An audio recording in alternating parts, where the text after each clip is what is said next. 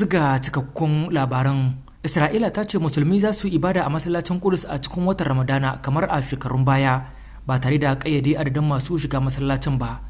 A cikin wata sanarwa da gwamnatin Isra'ila ta fitar jiya Talata, ta ce za a ba da izinin yin ibada a masallacin Kudus, za a yi shi daidai da na shekarun baya.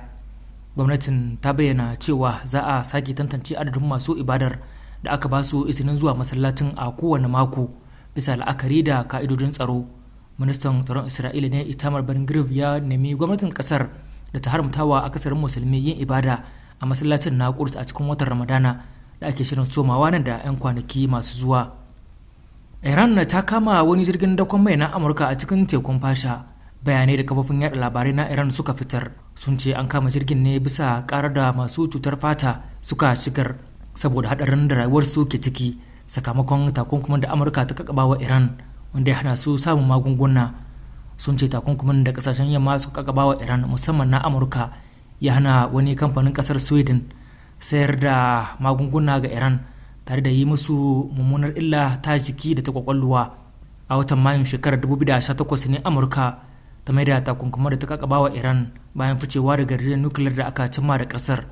Tun daga wani lokacin kamfanin na Sweden da ke da headquarter a Gothenburg ya daina sayar da magunguna da na'urorin likitanci ga Iran, ciki har da magungunan na masu larurar fata.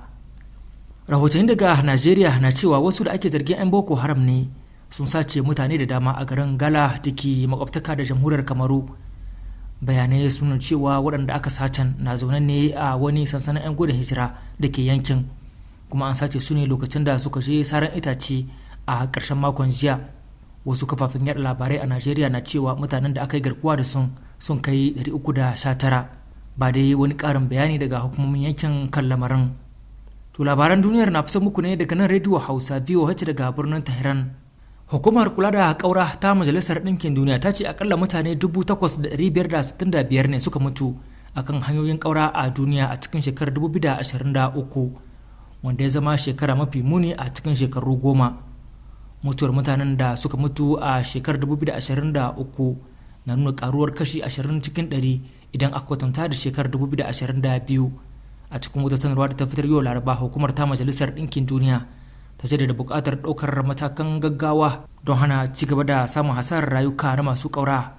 To a wani labarin kuma, Majalisar Ɗinkin Duniya ta bayyana cewa rikicin Sudan kan iya haifar da yunwa mafi girma a duniya. Rikicin da ke faruwa kusan shekara guda tsakanin janar-janar guda biyu na barazanar haifar da matsalar yunwa mafi girma a duniya, in ji babbar jami'ar hukumar kula da abinci ta Majalisar Ɗinkin Duniya.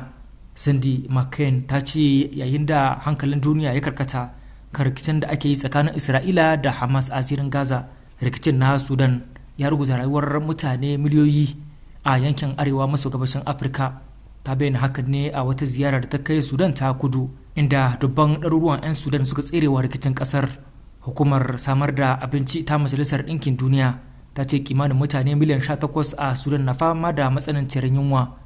Sudan ta fada cikin rudani a tsakiyar watan Afrilu lokacin da rikici ya barke a babban birnin kasar Khartoum tsakanin sojojin kasar karkashin jagorancin Janar Abdul Fattah al-Burhan da rundunar kai daukin gaggawa ta RSF karkashin jagorancin Janar Mohammed Hamdan Dagalo.